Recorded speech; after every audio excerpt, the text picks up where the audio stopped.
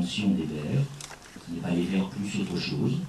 Ce n'est pas refaire ce qui a échoué avec la Ligue communiste révolutionnaire et son NPA. Il ne s'agit pas de faire le nouveau parti écologiste, mais il s'agit de créer ensemble quelque chose de neuf. C'est difficile. Nous n'avons pas inventé la pierre philosophale et donc nous allons avoir des discussions jusqu'à la fin de l'année, moment où seront organisés les états généraux de l'écologie politique qui devraient apporter la formulation définitive de ce que doit être notre formation politique. Ces rencontres régionales qui trouveront une synthèse, comme l'a dit Daim, le 5 juin à Paris, sont la première étape, précisément avec les ateliers auxquels vous avez participé, de ces discussions et de ces échanges. Il y a eu beaucoup de controverses, et c'est normal, sur la question chronologique entre l'organisation et le projet. Moi, je suis de ceux qui pensent qu'il faut mener ensemble et simultanément la question de l'organisation et du projet. Pourquoi? Parce qu'on porte bien un projet lorsque l'on sait comment on est organisé, comment se répartissent les responsabilités et comment s'impose d'une manière formelle le respect des différentes composantes pour ne produire qu'une parole et une parole cohérente.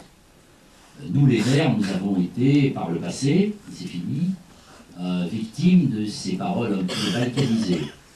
Je ne suis pas non plus de ceux qui pensent qu'il faut faire de l'Europe écologie et de ce nouvel objet politique un outil très centralisé où la parole serait contrainte. Mais nous sommes dans une période de la vie de nos sociétés où plus que jamais nous avons à démontrer, et c'est un travail difficile, à démontrer la pertinence de notre projet de société, à la fois en termes économiques, en termes sociaux, en termes de lutte contre les discriminations et les ségrégations, c'est-à-dire en termes de droits humains, et en termes aussi de conception d'un monde dans lequel il y ait moins d'inégalités entre le Nord et le Sud. Nous sommes victimes, dans nos sociétés modernes et riches, qui se sont enrichies sur ces terres que nous avons colonisées, vis-à-vis desquelles nous avons une dette écologique. Voilà un bon thème de réflexion pour un de nos ateliers.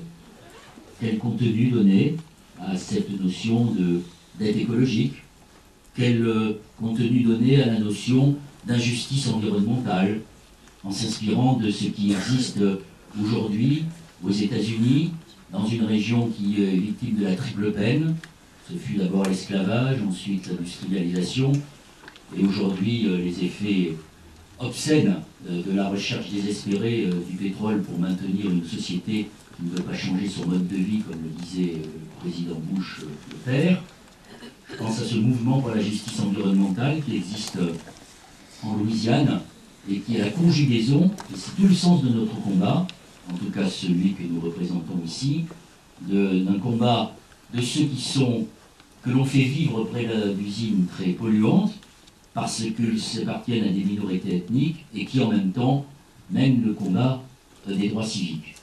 Il n'y a pas besoin d'aller en Louisiane d'ailleurs pour voir que l'on peut confiner des gens près d'usines à risque. Souvenez-vous de ce qui s'est passé à Toulouse avec AZF. Donc nous avons à démontrer que l'écologie politique, que le projet de société que nous défendons, ce n'est pas réservé à des bobos où ça ne serait pas la cerise que l'on pose sur le gâteau une fois que l'on a tout eu, mais c'est un outil de lutte contre les inégalités et à la fois, c'était tout le sens de ce que nous avons essayé d'exprimer aux européennes et aux régionales sur la conversion écologique de l'économie, c'est aussi démontrer que la société